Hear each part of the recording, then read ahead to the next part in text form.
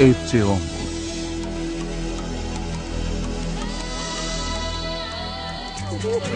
Distribuição Sinapse.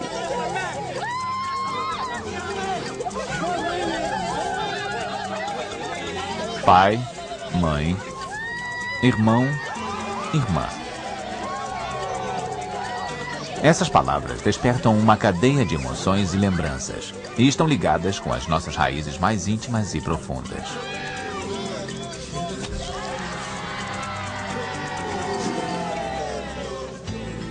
Família. Versão brasileira. Áudio News.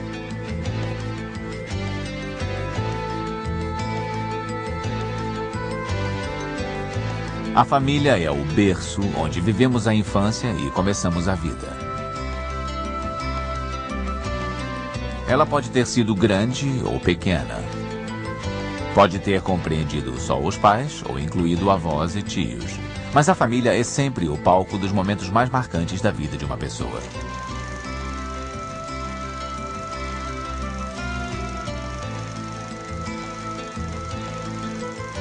É na família que começamos a aprender sobre a vida. É nela que experimentamos as primeiras alegrias e os primeiros momentos de tristeza. Nossos primeiros sucessos e as primeiras derrotas. As sociedades e culturas não poderiam ter se desenvolvido se não existisse família. Mas ao contrário das famílias de antigamente, as de hoje em dia não são centros de produção de bens, nem guardam uma tradição importante que deva ser passada adiante. Mas ainda é a família que fornece o abrigo, o alimento e o carinho de que precisamos para nos desenvolvermos. Mais do que nunca, queremos preservar a família como um espaço de intimidade, segurança e conforto. Mas a família também pode ser um foco de tragédias e traumas irrecuperáveis. Historicamente, a instituição da família traz a marca da violência, do incesto e das rivalidades. Nem sempre ela é um refúgio de paz para seus membros. Às vezes, pode ser a origem dos seus problemas mais graves.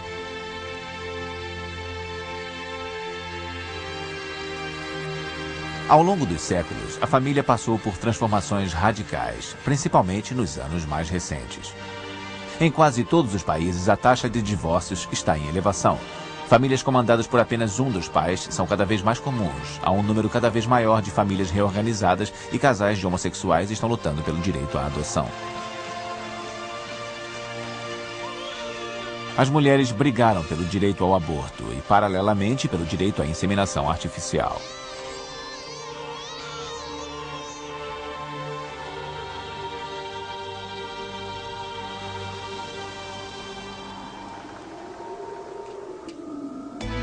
Nos grandes centros urbanos, onde a noção de comunidade está desaparecendo, os pais quase não têm tempo para ficar com seus filhos. O governo interfere em tantos pormenores da vida cotidiana que há quem acredite que a família não tem mais razão de ser. Será que a família poderá sobreviver a esse momento crítico?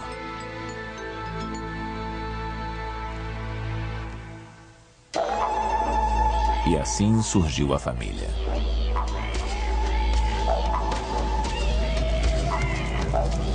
Como será que a família foi criada? Se é que pode ser estabelecido o momento de seu surgimento. O bebê humano depende dos adultos durante seus primeiros anos de vida. Isso criou a necessidade de uma organização social específica que girasse em torno do casal de pais. Diferentes da maioria dos outros animais, homens e mulheres participam juntos da criação da sua prole.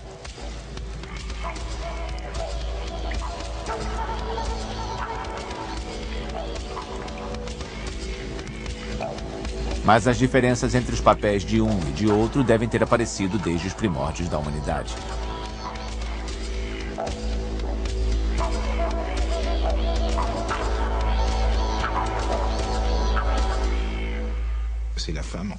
Em princípio, a mulher está encarregada de amamentar a criança. Seu papel já está definido. Mas ela também está numa posição de desvantagem. Pode coletar frutos ou cultivar a terra sem problemas. Mas caçar já é outra história. Podemos imaginar que é nesse ponto que se inicia a divisão de papéis femininos e masculinos. Os homens saíam para caçar e as mulheres ficavam em casa. Nas sociedades primitivas, existia uma interdependência entre homens e mulheres. Nem sempre a caçada era bem sucedida. Cabia às mulheres coletarem 3/4 dos alimentos consumidos.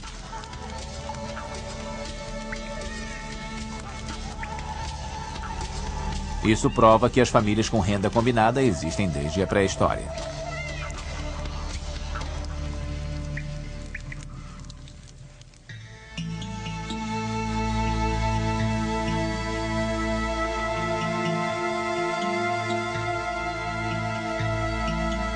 Os primeiros registros que temos sobre a vida familiar são provenientes do Egito Antigo e datam de 4.000 anos atrás.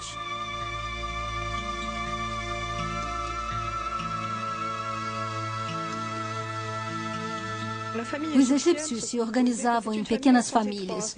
Nossa noção de família envolve muita gente, como tios, primos e outros parentes. Mas, basicamente, a família egípcia era a nossa família nuclear, formada pelo casal e por seus filhos. Às vezes, o grupo podia acolher uma mãe ou avó, um outro parente solitário ou uma irmã solteira vivendo na mesma família. Mas a base era igual à nossa. O casamento se oficializava quando a mulher entrava na casa do marido.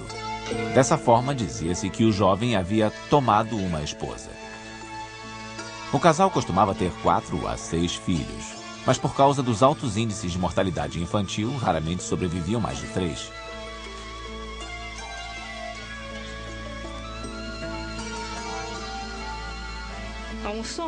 Os egípcios eram muito ligados a seus filhos, não importando a idade deles. Podemos ver representações desses laços de família nas obras de arte. Há imagens de crianças em torno dos pais e eram elas que mais tarde garantiam os ritos funerários deles. Há obras de arte impressionantes nesse sentido. Akhenaton e sua esposa Nefertiti tiveram 6 filhas. Todas elas aparecem no colo dos pais nas esculturas. E há até a imagem de uma pequenina agarrada ao brinco da mãe. É uma cena comovente que nos ajuda a compreender como era a vida em família dos egípcios.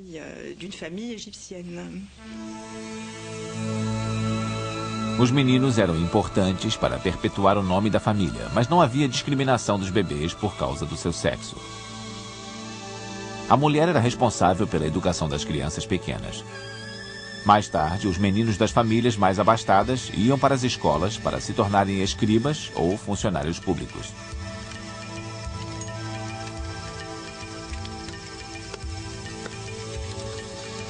Outros se tornavam aprendizes do pai ou de um tio para aprenderem um ofício. Mas a imensa maioria ia trabalhar no campo como lavradores, como seus pais.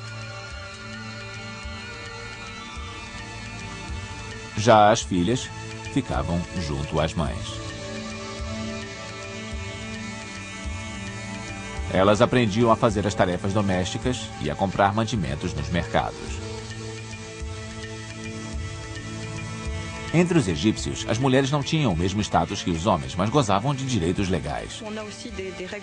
Elas também precisavam aprender regras morais extraídas das chamadas palavras sábias. Segundo elas, os esposos eram ligados por laços morais de respeito e fidelidade. O marido era o chefe da casa, é claro, mas havia instruções para ele não perturbar a esposa pedindo alguma coisa que poderia pegar sozinho, por exemplo. Ele não devia fazer coisas desse tipo, devia respeitá-la. As relações se baseavam nesse tipo de atitude, mas acho que em qualquer sociedade existem casais com uma relação mais explosiva. Se um marido batesse na esposa, ela poderia entrar com um pedido no tribunal para obrigá-lo a se comportar melhor. A punição da justiça egípcia podia ser severa o bastante para dissuadi-lo de repetir a agressão. Durante 2.500 anos, as relações na família chinesa foram regidas pelos ensinamentos de Confúcio, que atribuía uma enorme importância à questão da linhagem. A família tradicional chinesa inclui muitos membros. Todos os descendentes diretos vivem sob o mesmo teto, além dos tios e tias. O poder ficava nas mãos das gerações mais velhas e era irrestrito.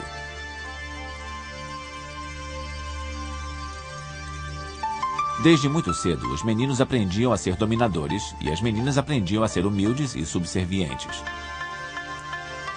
Quando uma moça se casava, esperava-se que ela desse um herdeiro do sexo masculino ao marido. Se ela falhava nessa empreitada, o marido tomava uma segunda esposa ou uma concubina. Os chineses agiam segundo os dizeres de Confúcio de que o homem está para a mulher, assim como o sol está para a lua. Ele deve liderar e ela deve segui-lo para que exista harmonia.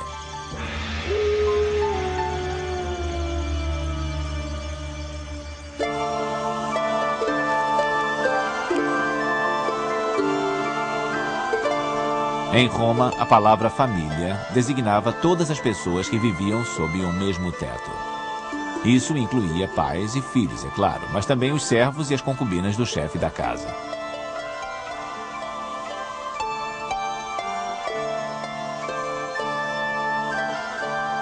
As crianças tinham amas de leite, alimentação balanceada e aprendiam a fazer exercícios para que se tornassem belos jovens.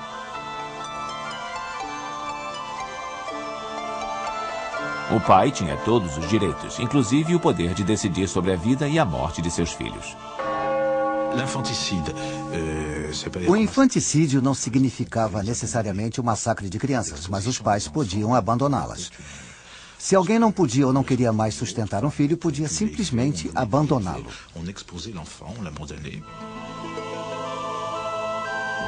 Por outro lado, a adoção era uma prática comum entre os romanos. Eles não adotavam crianças muito pequenas. Sua motivação maior não era o prazer de criar um bebê. Pelo contrário, os romanos não alimentavam muito interesse pelos bebês. Eles deixavam sua criação a cargo dos escravos e começavam a se interessar pela criança quando ela estava maior. Basicamente, queriam um herdeiro com quem pudessem contar, que tivesse garra e coragem comprovadas. Olhando para uma criança de 1 ano, ninguém pode dizer que tipo de adulto ela vai se tornar. Mas escolhendo uma maiorzinha, a possibilidade de se enganar no julgamento de seu caráter é menor.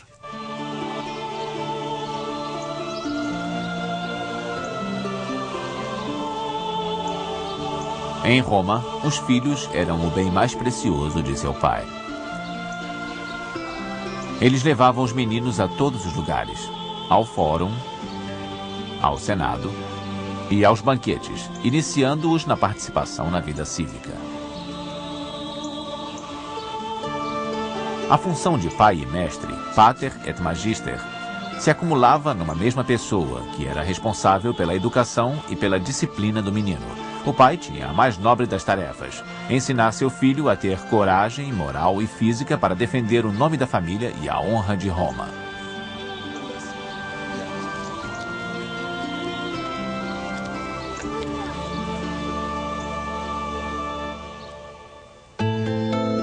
Nossos ancestrais.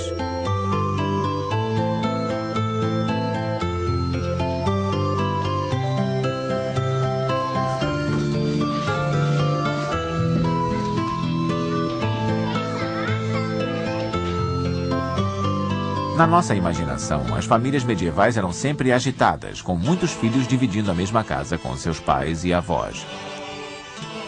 Mas essa imagem não reflete muito bem a realidade.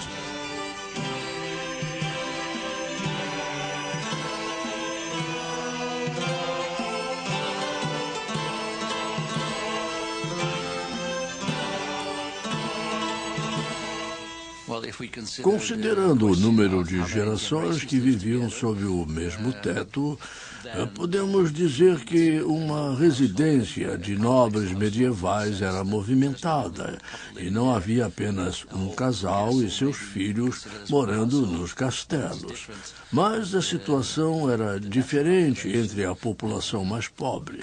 Os estudiosos já descobriram que entre os plebeus na Europa, a existência da família nuclear com apenas um casal e seus filhos morando na mesma casa remonta ao século VIII.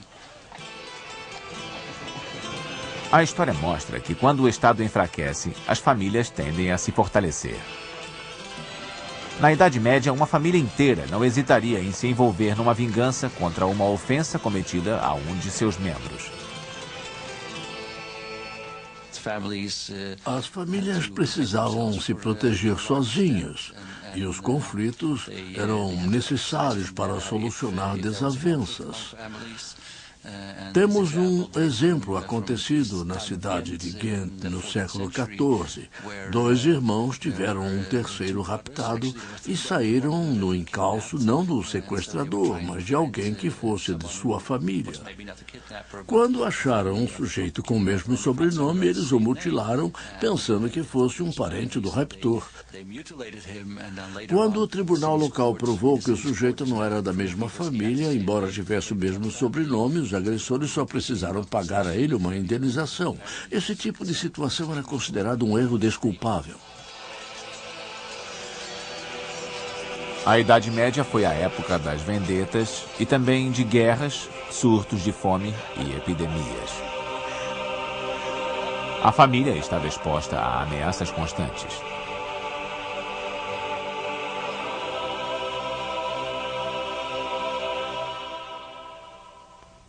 As pessoas sempre atribuem a instabilidade das famílias atuais ao fato de as pessoas estarem se divorciando e voltando a se casar e de meios irmãos estarem vivendo sob o mesmo teto. Essa mesma situação era muito comum no passado, mas por um motivo diferente do divórcio: a morte de um dos cônjuges. A taxa de mortalidade era alta. Não mais alta do que a mortalidade infantil, mas era bem alta também entre os adultos. Era muito comum que os casamentos terminassem depois de 7 ou 10 anos por causa da morte de uma das partes. E o viúvo ou viúva frequentemente voltava a se casar, acolhendo filhos de outras uniões, como acontece hoje. Temos muitos exemplos disso nos contos de fadas. Na era pré-industrial, as famílias geralmente habitavam um único cômodo. Tudo acontecia no mesmo espaço: as refeições, o trabalho e o repouso. Os servos faziam parte da família, ajudando com as tarefas domésticas e cuidando das crianças.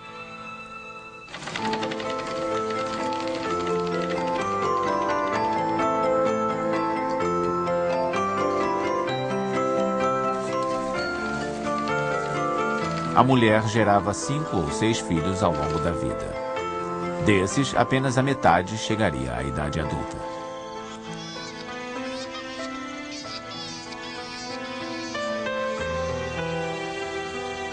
Mesmo assim, os pais algumas vezes abandonavam o filho. Eles o deixavam a cargo de uma instituição religiosa, colocando o bebê no mecanismo chamado caixa giratória ou roda instalado nos muros dos conventos.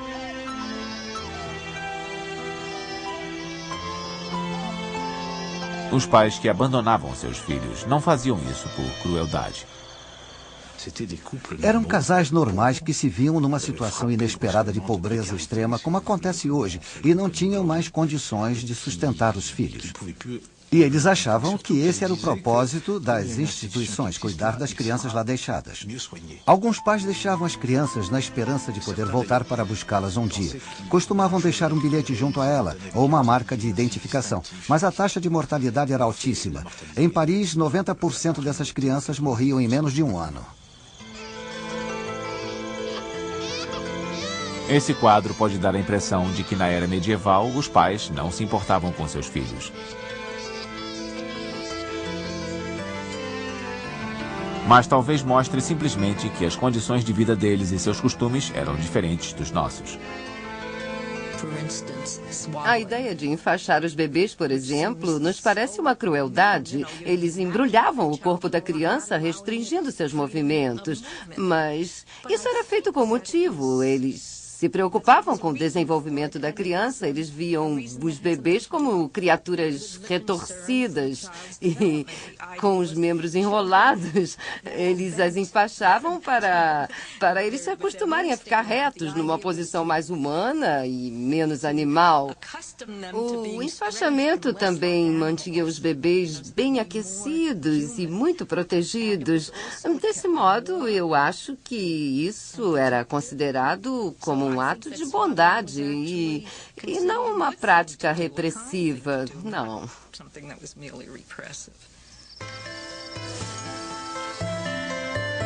Até a Revolução Industrial, cada família era um pequeno núcleo de produção.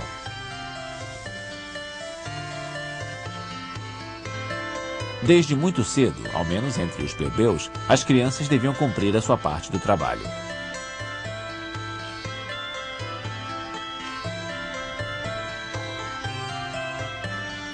Quando chegavam à adolescência, a maioria ia trabalhar na casa ou nos campos de outra família, mesmo que a sua também fosse precisar contratar servos. Essa prática de troca de adolescentes era comum mesmo nas famílias mais humildes. Os jovens não podiam formar a sua própria família até juntarem o dinheiro para comprar suas próprias terras. Em geral, isso os obrigava a esperar até depois dos 25 anos. A industrialização da Europa se deu no século XIX e os lavradores migraram para as cidades em busca de liberdade e trabalho. Dessa época em diante, os jovens começaram a se casar mais cedo. Mas as condições de vida eram precárias. As famílias de operários se espremiam em cortiços insalubres, em sótãos e porões. Elas viviam num mundo barulhento, imundo e mal cheiroso. Nas cidades, o esgoto corria a céu aberto, a água era poluída e não havia banhos públicos. Os problemas de saúde pública eram enormes. Em 1852, em Liverpool, a expectativa de vida dos operários da indústria têxtil girava entre os 17 e os 35 anos. Em Manchester, metade dos filhos dos operários não passava dos 5 anos de vida. Dentre todas as transformações sofridas pela família nesse período, a mais importante foi, sem dúvida, a mudança radical no seu papel. A casa não era mais o local onde o trabalho era realizado. Para os mais pobres havia as fábricas e para os outros havia as oficinas e as lojas. Então, qual seria a função da família, da casa? O foco de atenção passou para questões que pareciam invisíveis anteriormente. Eu não acredito que elas não existissem, mas apenas não eram levadas em conta. Só que quando as pessoas passaram a sair de casa para trabalhar e voltar a ela, a casa se transformou num lugar para estar em contato com as pessoas de quem se gostava. Pessoas com quem se tinha uma ligação emocional e um lugar para descansar. E foram esses os aspectos cuja importância cresceu. Os conceitos de lar docilar e de o lar é onde está o seu coração só apareceram a partir daí. São conceitos bem recentes. A ideia de família que temos atualmente só se formou no século XX. Depois da Segunda Guerra, aconteceu um fenômeno demográfico sem precedentes na história. O chamado Baby Boom.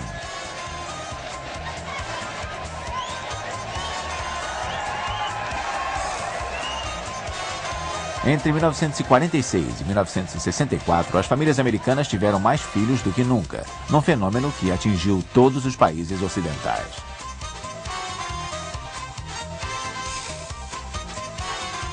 Na França e nos Estados Unidos, a taxa de natalidade aumentou, mas foi o Canadá que bateu todos os recordes.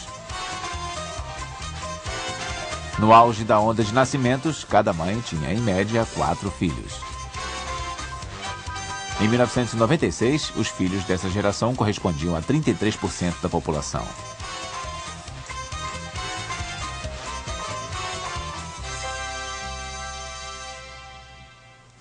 Nos anos 50, os casais desejavam ter mais filhos e, ao mesmo tempo, passaram a prestar menos atenção aos métodos contraceptivos.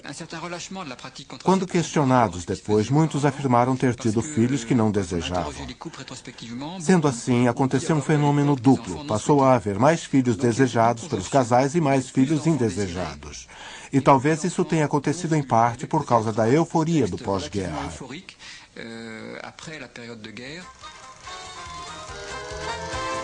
O declínio da mortalidade infantil, a ampliação da expectativa de vida e o aumento no número de casamentos criaram uma situação inédita. Nessa época, um número recorde de crianças foram criadas em famílias estáveis com ambos os pais. Esse modelo de família, uma exceção na história da humanidade, ainda representa o ideal para muitas pessoas no mundo inteiro.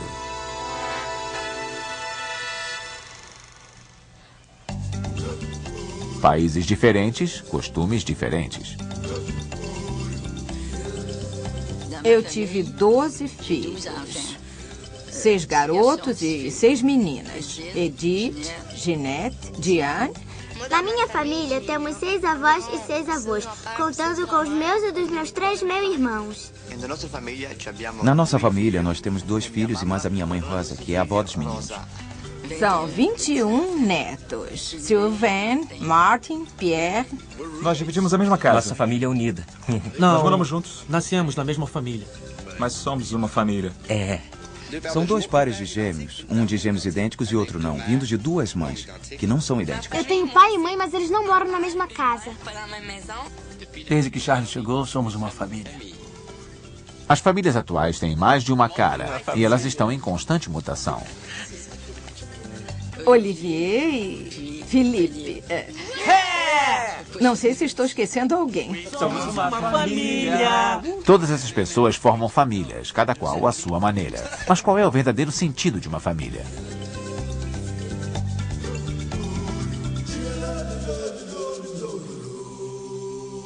A meu ver, o que dá sentido à família é o cotidiano vivido com dignidade. Isso é fundamental, é a base da família e é a primeira preocupação de todo ser humano. Estar protegido do frio, do vento e do calor.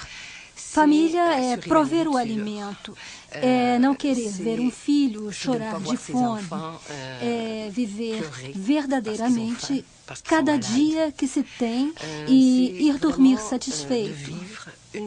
Eu acho que essa é a grande base da humanidade. E é o que todas as famílias do mundo buscam.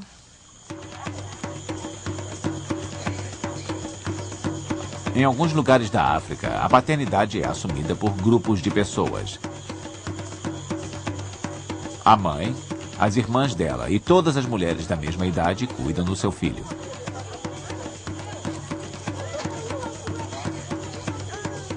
Da mesma forma, o pai, seus irmãos e todos os seus amigos são considerados pais da criança. Nas famílias de casamentos polígamos, muitas vezes ninguém sabe dizer ao certo quantos membros compõem a unidade familiar. Eu perguntei às mulheres quantos filhos elas tinham e nenhuma sabia dizer.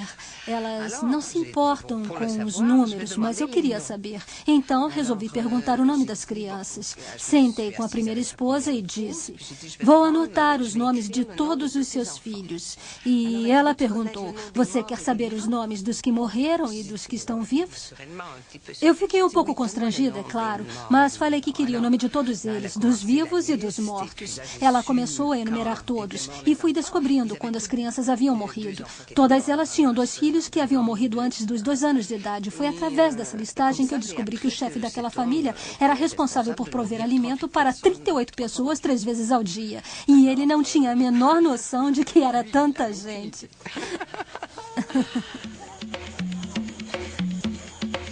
Achava-se que a urbanização, a educação, a conversão ao cristianismo e a inserção na nova ordem mundial mudariam o modelo de família africano baseado na poligamia. Mas ele sofreu apenas uma adaptação. Há chefes de família que continuam tendo mais autoridade do que o Estado.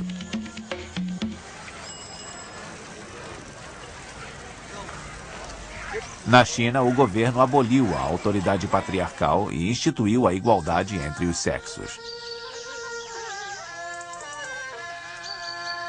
Mas, na prática, os costumes ainda trazem a marca da cultura familiar tradicional. A medida mais restritiva adotada pelo governo chinês é a política do filho único. Os casais que têm mais de um filho precisam pagar impostos mais altos e correm o risco de perder o emprego. Eles violaram a lei e tiveram um menino. Pagaram por sua rebeldia trabalhando nos campos e tiveram um custo financeiro maior. Mas eles viam isso tudo como um pequeno preço, pois ter um menino era o mais importante segundo a tradição. Na China, ter um menino é garantir a produção de um herdeiro para perpetuar o nome da família. E é o menino que deve cuidar dos pais.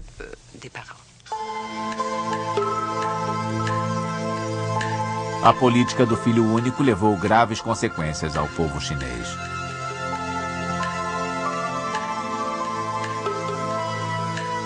A cada ano, 1 milhão de meninas são dadas como desaparecidas. Quando não são simplesmente abortados durante a gravidez, os bebês do sexo feminino são mandados a orfanatos, onde podem morrer por falta de cuidados.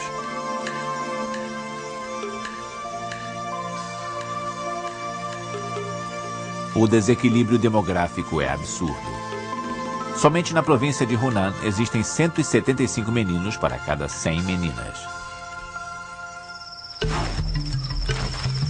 Em certos países do Caribe, fica mais fácil compreender a fase de instabilidade que a família atravessa se compararmos com a situação que havia no passado. Eles chegavam como escravos e não tinham permissão para constituir família. Ninguém lhes dava casas que pudessem chamar de lares. Os senhores colocavam as mulheres para um lado e os homens para o outro. Eles podiam se encontrar nos canaviais e gerar filhos, mas eram sempre as mulheres que cuidavam desses bebês. Hoje não há mais escravidão, mas muitas mulheres se veem sozinhas na tarefa de criar filhos que tiveram de diversos homens diferentes. Oficialmente existem 4 estados civis para os homens caribenhos: solteiro, casado, divorciado ou visitante esporádico.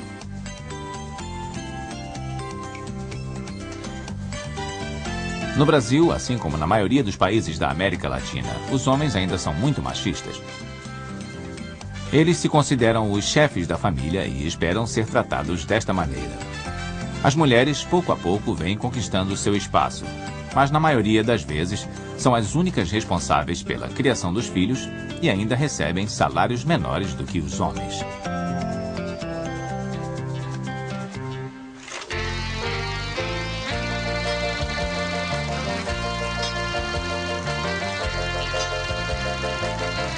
Nos Estados Unidos, a família é considerada a base da nação. Ela é vista como um núcleo de consumo e, por isso, é vital para a economia. Ela também é a força vital do país, já que cuida da formação do caráter dos cidadãos do futuro.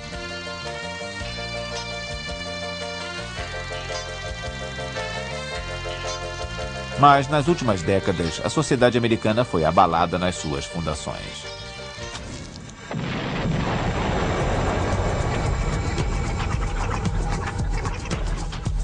Nunca houve tantas pessoas vivendo sozinhas. Homens e mulheres têm se casado mais tarde e, uma vez casados, tendem a se divorciar mais.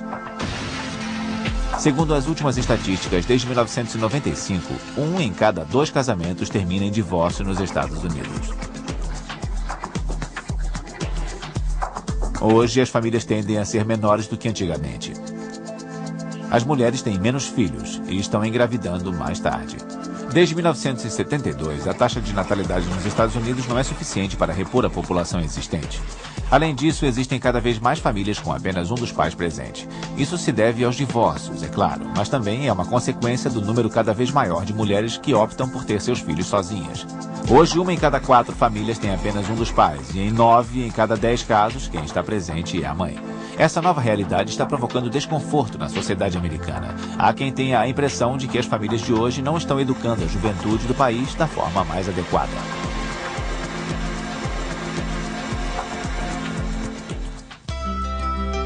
A família em crise.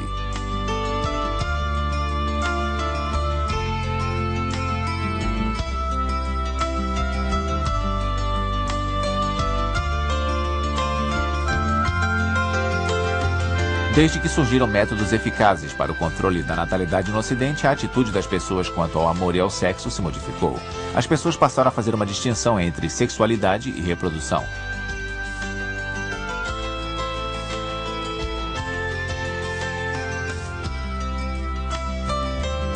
Em geral, todos os bebês que nascem hoje em dia foram desejados.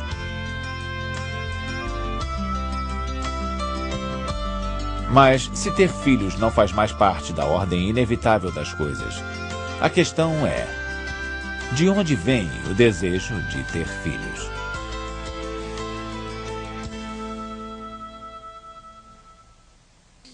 Se vocês querem uma resposta racional, acho que não existe nenhuma hoje em dia. A chegada de um bebê para um casal feliz, que se entenda bem, irá trazer preocupações e complicações. Manter um bebê custa dinheiro. E os pais precisam reorganizar as suas vidas, porque o bebê irá tomar muito tempo de ambos. E, é claro, hoje sempre existe a opção de decidir que não é o melhor momento para se ter um filho. Primeiro, as mulheres querem concluir a sua educação, aprender uma profissão. Até aí elas podem se casar ou não, mas quase todas decidem deixar os filhos para mais tarde. Então, quando começam a desejá-los, já estão prestes a passar da idade de tê-los, porque a fertilidade diminui com o tempo. O problema é esse. Mas examinando mais de perto a questão, vemos que as pessoas querem um herdeiro que leve o seu nome adiante.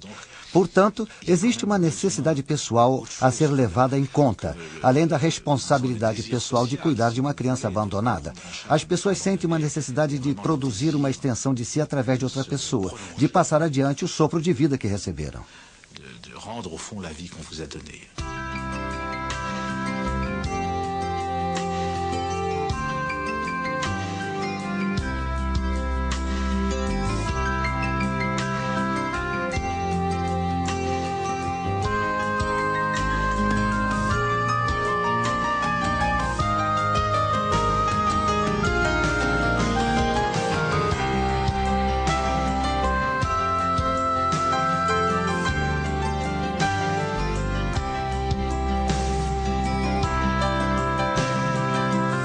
Certos casais desejam tanto ter um filho que recorrem à inseminação artificial.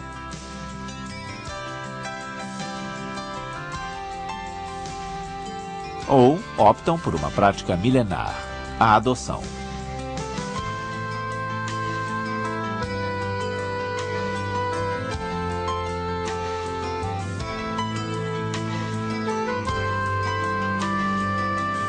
Nos últimos anos, os valores familiares dos ocidentais mudaram completamente.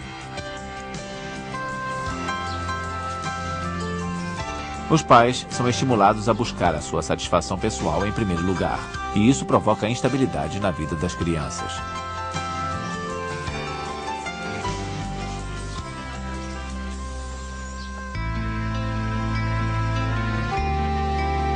No passado, os filhos reclamavam que o pai trabalhava o tempo todo, só estava presente na hora das refeições e que não os compreendia. As crianças de hoje têm um problema bem mais grave. A figura paterna desapareceu completamente.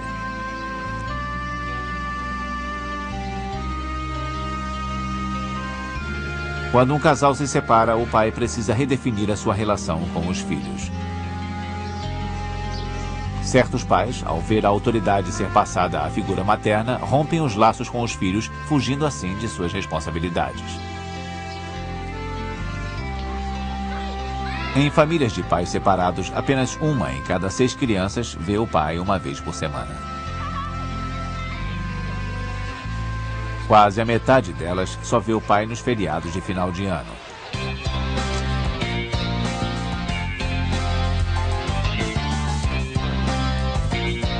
Nos anos 70, dizia-se que era preferível uma criança enfrentar a separação dos pais a assistir às brigas entre eles. As pessoas achavam que os filhos de pais divorciados poderiam superar esse problema sem maiores traumas. Desde então, os acontecimentos têm mostrado uma realidade diferente.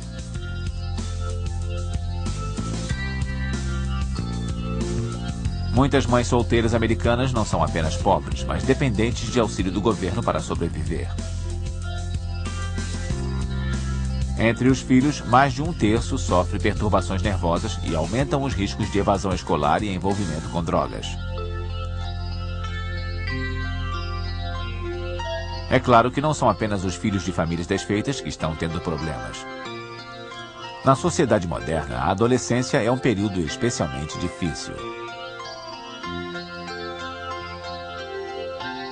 Ce qui semble être nouveau, A novidade é esse estágio intermediário, em que o jovem já quase atingiu a maturidade física e completou em grande parte o seu desenvolvimento psicológico, mas continua legalmente dependente dos pais e não goza de autonomia social. O adolescente continua sob a influência dos pais. Essa é uma característica da modernidade e talvez tenha a ver com a demora na entrada para o mercado de trabalho. E esse fenômeno tende a se agravar com o aumento do desemprego. se développer considérablement, en plus avec le chômage.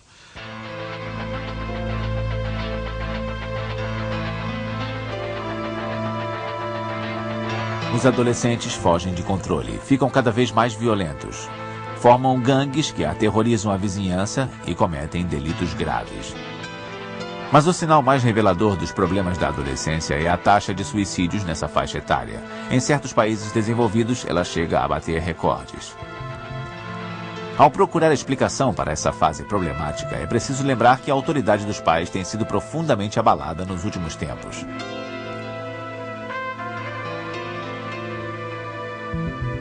O abismo entre as gerações está cada vez mais profundo. Os jovens deixaram de ver os mais velhos como modelos de comportamento e, mais que isso, os idosos parecem abandonados por suas famílias. Embora a tragédia dos avós abandonados pela família nos asilos seja muito presente, precisamos tomar cuidado para não formar uma imagem idealizada do passado. Quantas mães idosas já não morreram antes do tempo porque alguém pôs veneno na sua sopa? Às vezes, elas eram consideradas um peso morto a ser carregado pela família, que devia ser eliminado. Acho que isso também contribui para o desejo de independência dos idosos. Alguns preferem viver em instituições pagas por eles mesmos, sem dependerem de ninguém. Mas isso também mostra um declínio do sentido de solidariedade entre as gerações.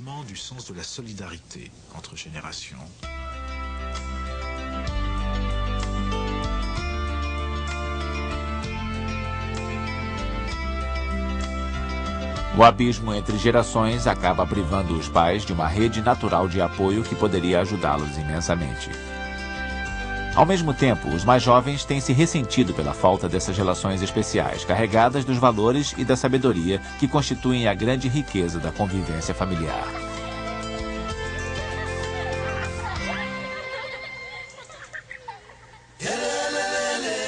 Múltiplas famílias.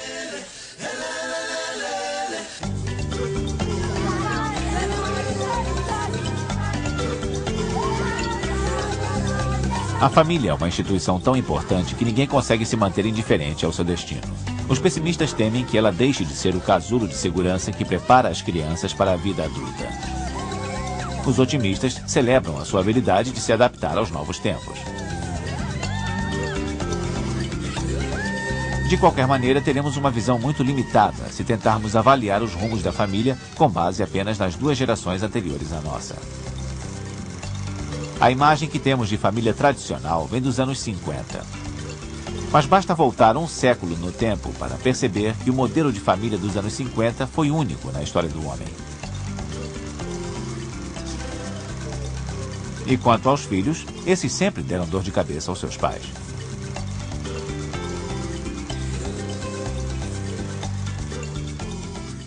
Fonte de problemas? Sim.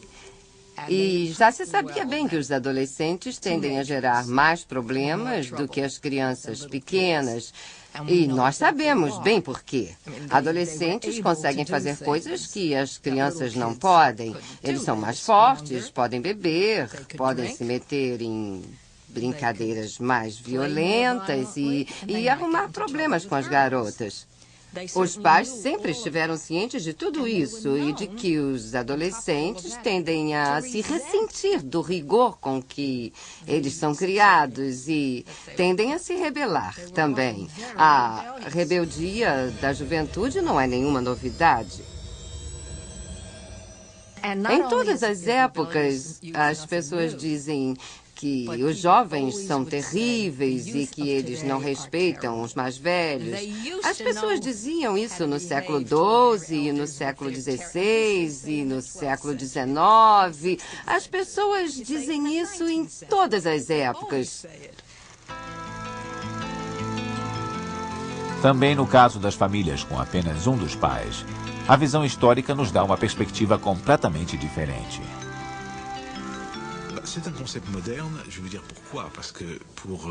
Esse é um conceito moderno. Para criar um filho sozinha, a pessoa precisa ter meios para isso. Essa opção é quase um luxo de países desenvolvidos, onde há previdência social, um governo atuante e alguém de fora do grupo familiar que possa ajudar. No passado, muitas mulheres tinham filhos ilegítimos ou ficavam viúvas, mas eram feitos todos os esforços para que elas pudessem se casar outra vez.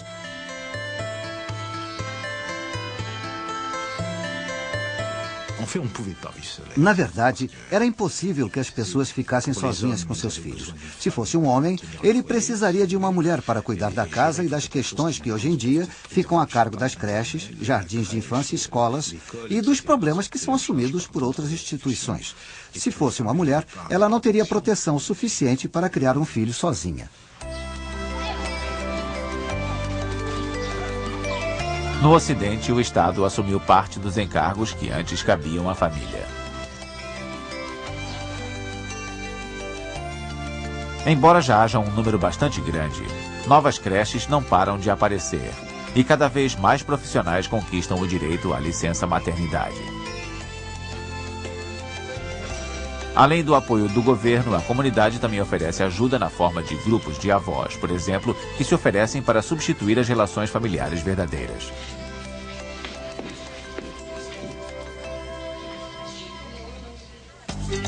Os modelos de família começaram a se multiplicar nos anos 60. Mais tarde, a estrutura familiar passou a se organizar em torno de alguns padrões fixos que as pessoas adotam por determinados períodos de suas vidas. Hoje, as crianças podem ser criadas em famílias com ambos os pais, com apenas um dos pais, ou numa família reorganizada a partir da separação de outras. Quando ficam adultas, elas podem passar por uma sucessão de estágios que inclui morar junto com alguém, casar-se, divorciar-se, casar-se novamente e talvez até passar por um segundo divórcio. Obviamente, a estrutura familiar continuará em mutação.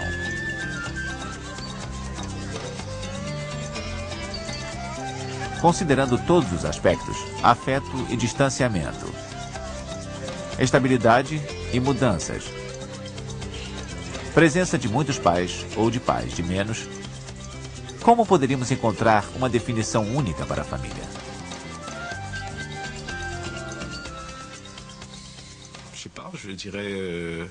Eu não sei. Eu diria que é um espaço especial, privilegiado, onde criamos laços que não temos com ninguém mais. Sendo assim, é um refúgio das agruras do mundo, dos absurdos da vida. Pode ser o melhor dos lugares, ou o pior deles. É uma trama de ódios, paixões, vinganças e lembranças que podem sempre despertar ressentimentos. É uma mistura do que há de melhor e de pior na essência da condição humana.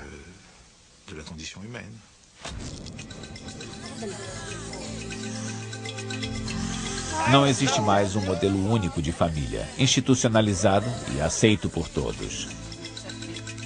A família mudou. Hoje, tolerância e diversidade são palavras-chave. Essa diversidade é o resultado de um século de lutas por liberdade, principalmente pela liberação das mulheres e crianças.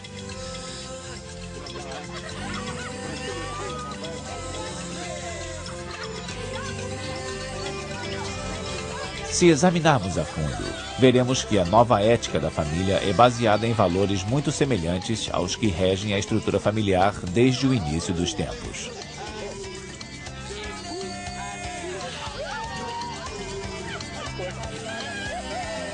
comprometimento moral e emocional de seus membros, o cuidado que eles têm uns com os outros e a força dos laços que mantêm a sua união.